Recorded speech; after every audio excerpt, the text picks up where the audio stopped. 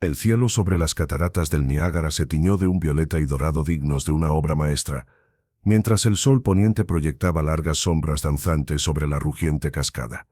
Para Sarah y David Mitchell, era el broche de oro perfecto para su luna de miel. Abrazados se acurrucaron uno contra el otro junto a la barandilla del mirador, con el estruendo del agua como un zumbido constante y potente que hacía vibrar las tablas bajo sus pies. La niebla helada besaba sus rostros, y cada gota captaba la luz moribunda como diamantes dispersos. Sarah, con su cabello castaño rojizo azotado por el viento, levantó su cámara con movimientos fluidos y alegres.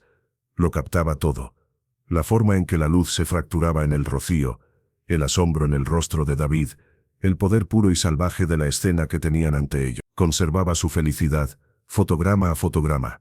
David la observaba con una sonrisa cariñosa, sintiendo el frío de su nuevo anillo de boda contra la piel. Finalmente apartó la mirada y le dio un suave beso en la mejilla fría antes de dirigirse a la tienda de regalos, prometiendo volver con 2 tazas humeantes de chocolate caliente para combatir el frío de diciembre. Solo tardó unos minutos, agarrando con fuerza las tazas de papel calientes, con pasos ligeros y la felicidad de los recién casados. Pero cuando volvió a la cubierta, su sonrisa se desvaneció. El lugar donde la había dejado estaba vacío. La multitud se había dispersado con la luz del atardecer. Pero Sarah no estaba por ninguna parte. Una fría sensación de pánico, más aguda que el aire invernal, comenzó a recorrerle la nuca. Sus ojos recorrieron la plataforma de madera, las pasarelas, los demás turistas acurrucados en sus abrigos, pero ella no estaba. Entonces lo vio. Su cámara, con la correa ondeando suavemente al viento, estaba abandonada en la parte superior de la valla. Su corazón latía con fuerza contra sus costillas. Dejó las tazas en la mesa y con las manos temblorosas, cogió el dispositivo. La pantalla seguía encendida y mostraba la última imagen capturada. Esperaba ver su propia espalda alejándose, o quizás otra foto de la magnífica puesta de sol. En cambio la vio a ella. Era un reflejo atrapado en la espesa cortina de niebla, una imagen fantasmal superpuesta sobre el agua oscura. Pero todo estaba mal. Tenía la boca abierta en un grito silencioso, los ojos muy abiertos con un terror tan profundo que parecía un golpe físico. No era la mujer alegre que había dejado momentos antes, y a su alrededor, deformando el aire y el agua, había una extraña distorsión brillante. Parecía una bruma de calor en una carretera en verano, pero se enroscaba y pulsaba con una energía antinatural, pareciendo tirar de los bordes de su imagen como si la estuviera disolviendo en las propias cataratas. La cámara se sentía pesada y fría en sus manos, un artefacto cruel de un mundo que acababa de romperse irrevocablemente. Las horas que siguieron a la desaparición de Sarah se convirtieron en una pesadilla de luces rojas y azules intermitentes, preguntas gritadas y la fría mirada institucional de la comisaría. David se sentó encorvado en una silla de plástico duro, con la imagen del reflejo aterrorizado de Sarah grabada en sus párpados. Todavía podía sentir el fantasma del frío plástico de la cámara en sus manos. Las voces de los detectives eran un zumbido grave y serio, y su escepticismo era un muro tangible entre él y la verdad. Él era el marido, la última persona que la había visto, el que más tenía que ganar. Su lógica era fría, procedimental, y lo pintaba como un monstruo. Lo soportó todo. Su propia devastación era un testimonio más profundo y convincente que cualquier coartada. No tenía ninguna historia que tuviera sentido, solo la imposible verdad de una fotografía distorsionada y una desaparición que nadie había presenciado. Registraron su habitación de hotel, su coche, su pasado. No encontraron nada más que las pruebas de un hombre profundamente enamorado. Entradas de recuerdo, una postal a medio escribir para los padres de ella, 2 copas de champán que aún estaban junto al fregadero. Su dolor crudo y sin filtros acabó convirtiéndose en su propia prueba. La intensa atención que se le prestaba se fue desvaneciendo poco a poco, a regañadientes, dejando tras de sí un vacío de preguntas sin respuesta y un expediente que se llenó de polvo en una estantería. La búsqueda oficial se suspendió. Las noticias pasaron a otras tragedias más recientes. Pero para David, el mundo se había detenido aquella tarde de diciembre. Se quedó en un pequeño apartamento en las cataratas del Niágara, centinela silencioso de un misterio que había consumido su vida. Los 5 años que pasaron no fueron una progresión del tiempo, sino un único y prolongado momento de espera. Dejó su trabajo, sus amistades se marchitaron, y su vida se redujo a las 4 paredes de su habitación alquilada y a la peregrinación diaria al se quedaba de pie junto a la barandilla, con el estruendo del agua como un rugido constante y acusador, y miraba fijamente la niebla, buscando una señal, un destello, cualquier cosa que los miles de turistas que lo rodeaban nunca veían. Mandó ampliar y enmarcar la última fotografía, no como recuerdo de alegría, sino como mapa hacia una pesadilla.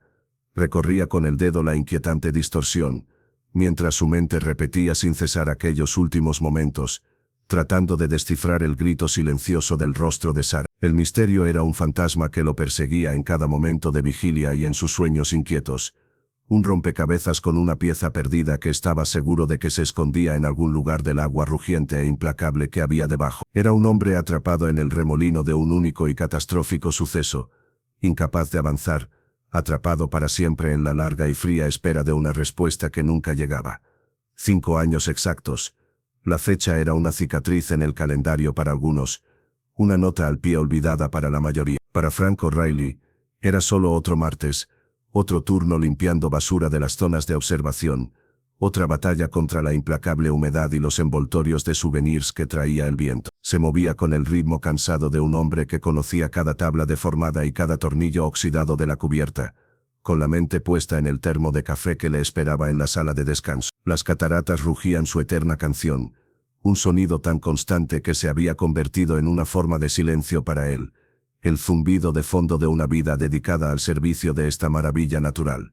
Fue el sol, bajo y débil en el cielo de la tarde, el que lo hizo. Un único y brillante rayo de luz atravesó la niebla perpetua y golpeó la superficie de la piscina de observación, la masa de agua relativamente tranquila que se arremolinaba justo más allá del torrente principal. Y algo en el agua captó esa luz y la reflejó, un destello agudo y desafiante que desentonaba por completo entre la espuma opaca y las hojas a la deriva.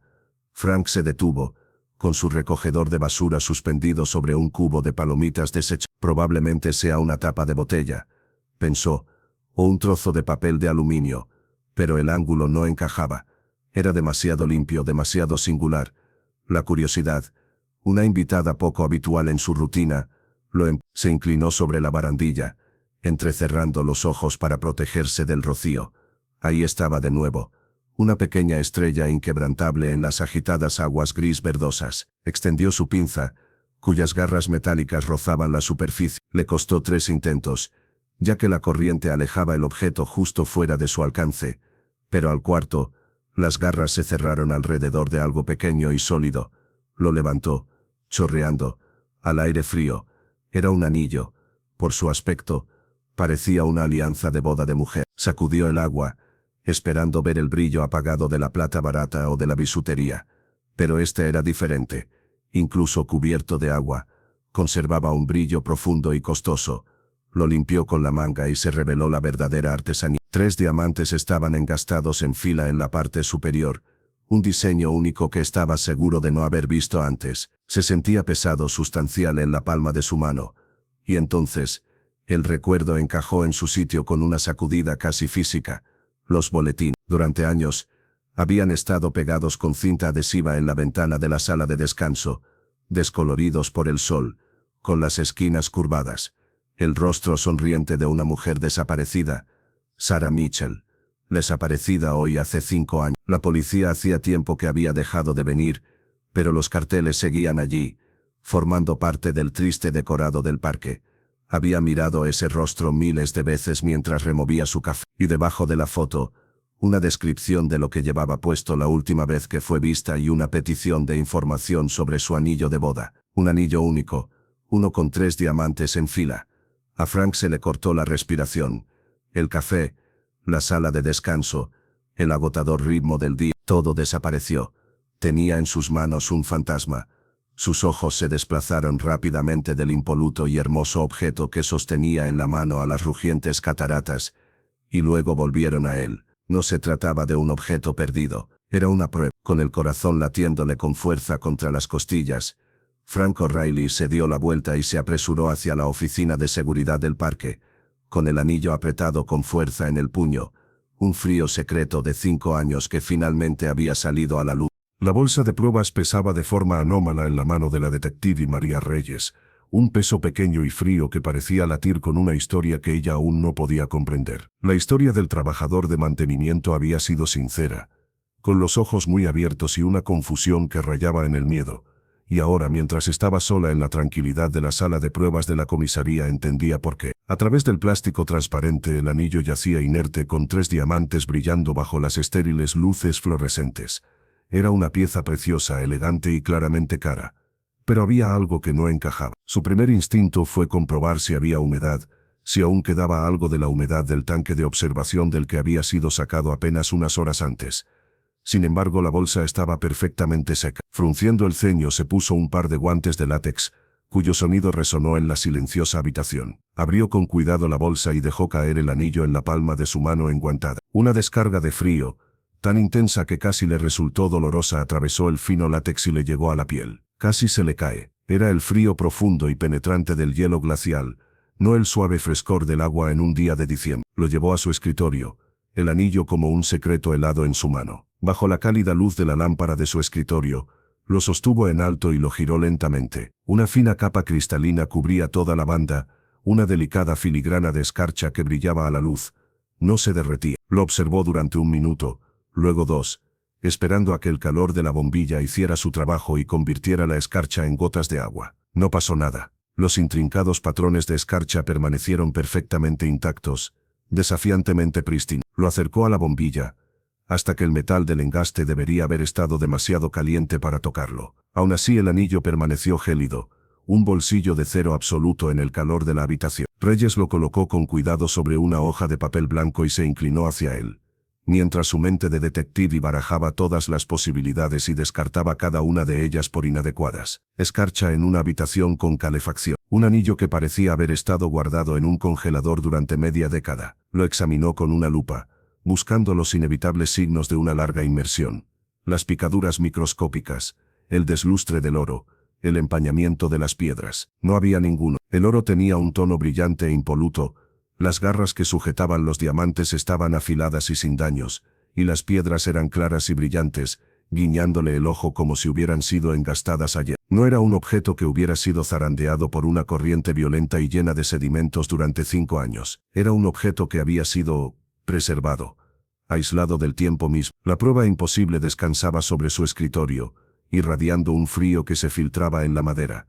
Una contradicción silenciosa y escalofriante de todas las leyes naturales que ella conocía. El frío del anillo parecía haberse filtrado hasta sus huesos, un frío persistente que ni siquiera el café podía disipar. La detective Reyes permanecía inmóvil en su escritorio, con la mirada fija en el objeto imposible que yacía inerte sobre el papel blanco. Era una violación de las leyes de la física, una ruptura en el tejido del mundo racional sobre el que había construido su carrera. El testimonio del trabajador de mantenimiento, el estado impecable, la escarcha que no se derretía, todo apuntaba a algo que su formación se negaba a aceptar. Solo quedaba un lugar donde buscar un ancla en este mar de improbabilidad: los ojos de la propia plataforma de observación. La oficina de seguridad del parque estatal era una habitación pequeña y húmeda que olía a café viejo y aparatos electrónicos. El jefe de seguridad, un hombre llamado Gable, de ojos cansados y actitud paciente, tenía las imágenes archivadas listas para ella. La fecha era ayer, 15 de diciembre de 2003, el 5º aniversario de la desaparición de Sarah Mitchell. La hora exacta en que Frank O'Reilly había comunicado por radio su extraño hallazgo estaba registrada a las 6. Reyes le pidió que rebobinara hasta las 6:45 p.m. hasta el ángulo de la cámara que cubría la sección de la piscina de observación donde se había encontrado el anillo. La pantalla mostraba una superficie gris y agitada, con el agua oscureciéndose a medida que se acercaba la tarde invernal. Los turistas, abrigados con sus chaquetas, se movían a lo largo de la barandilla, sus siluetas difuminadas por la niebla persistente y la baja resolución de la cámara de hace una década. La marca de tiempo en la esquina de la pantalla avanzaba con un ritmo constante y mundano. Solo agua y sombras. Reyes se inclinó hacia adelante, conteniendo la respiración. Durante una fracción de segundo, la pantalla parpadeó, una breve distorsión estática que apareció y desapareció tan rápidamente que podría haber sido un efecto óptico. Y entonces sucedió. No hubo salpicadura, ni ningún objeto cayendo en arco desde la barandilla de arriba. En un momento, la superficie del agua era una extensión ininterrumpida de gris turbulento. Al siguiente, el anillo simplemente estaba allí. Se materializó a 30 centímetros por encima del agua, suspendido en el aire durante un solo e imposible fotograma antes de caer a la superficie con un pequeño y casi imperceptible chapoteo. No se hundió, aterrizó en el agua como si fuera una hoja flotando instantáneamente en la superficie, una pequeña y brillante joya contra el agua oscura, brillando bajo las luces de seguridad. Flotaba allí, sereno y desafiante, mientras el reloj marcaba las... Reyes sintió como el aire abandonaba sus pulmones en una lenta y atónita exhalación. Sus ojos se desplazaron rápidamente del anillo flotante en la pantalla a la marca de tiempo, y luego volvieron al expediente abierto en la mesa junto a ella. Se sabía esa hora de memoria. Estaba grabada en la primera página del informe original de la persona desaparecida. 6:47 p.m. El minuto exacto, hace 5 años, en que David Mitchell regresó a una plataforma de observación vacía y encontró una cámara que contenía la última imagen aterrada de su esposa. El anillo no se había perdido, no había sido arrojado, había sido entregado. Un mensaje desde el vacío, que llegaba a las coordenadas exactas del suceso original perforando la línea temporal con una precisión fría y calculada que hizo que la sangre de la detective se enfriara más que el propio anillo. Lo imposible ya no era una teoría, era un hecho capturado en una cinta granulada, y lo cambió todo. Las granuladas imágenes de seguridad habían reescrito las reglas de la investigación, sustituyendo un caso sin resolver por algo mucho más inquietante. La detective Reyes reunió a su pequeño y confiable equipo en la estrecha sala de conferencias, donde el aire estaba cargado con el olor a café rancio y el murmullo de la incredulidad. El expediente original del caso yacía abierto sobre la mesa, con sus páginas amarillentas y quebradizas, una reliquia de una época en la que el mundo tenía sentido. Junto a él, una gran copia de la última fotografía que Sarah Mitchell tomó estaba clavada en un tablero de corcho. Su reflejo fantasmal y aterrorizado era un grito silencioso congelado en el tiempo. Durante años, el informe oficial había descartado el extraño destello en la niebla como un reflejo de la lente, un juego de luces y agua, un desafortunado defecto que había capturado un momento de pánico antes de un trágico accidente. Pero ahora, con la imposible reaparición del anillo, nada podía descartarse. Reyes llamó a una experta en informática forense de la oficina estatal, una joven llamada Chloe con manos firmes y reputación de encontrar verdades ocultas en los píxeles. Instalaron 2 monitores de alta resolución en la habitación a oscuras. En uno, las imágenes de seguridad se reproducían en bucle, el anillo materializándose flotando, una fría anomalía surgida de la nada. En el otro, Chloe trabajaba en el escaneo digital de la última fotografía de Sarah, con los dedos volando sobre el teclado, aislando y mejorando el área de distorsión alrededor de la imagen reflejada. El equipo observaba en silencio mientras ella desprendía las capas de la imagen, eliminando el ruido del agua y la tenue luz del atardecer. Lo que surgió del proceso no era un defecto, era una estructura. La distorsión brillante, que antes se creía caótica y aleatoria, se convirtió en una forma definida y coherente. Era un camino, un túnel luminoso y arremolinado de niebla y energía fusionadas, que se originaba en la barandilla donde Sarah había estado de pie, y se extendía en arco sobre la estruendosa caída, sumergiéndose directamente en el corazón de las cataratas Ors. No estaba tirando de su imagen al azar, se le estaba presentando. Y su expresión, ahora vista con aterradora claridad, no era la de alguien que tropezaba o era agarrado. Tenía los ojos muy abiertos, el rostro convertido en una máscara de terror sobrecogedor, completamente fijo en el centro de ese vórtice arremolinado. No miraba hacia abajo al agua con miedo a caer, miraba al frente al camino completamente cautivada e hipnotizada por algo que solo ella podía ver. Un profundo silencio se apoderó de la sala, solo roto por el zumbido de los ordenadores. La teoría que se había ido formando en la mente de Reyes desde que sintió por primera vez el frío imposible del anillo se solidificó ahora en una certeza escalofriante. Todos se habían equivocado. Durante 5 años, la investigación, la opinión pública e incluso su afligido marido habían actuado basándose en una única y trágica suposición, que Sarah Mitchell se había caído desde la plataforma de observación. La imagen mejorada contaba una historia diferente. El camino era una invitación. Su expresión era de aceptación aterrada.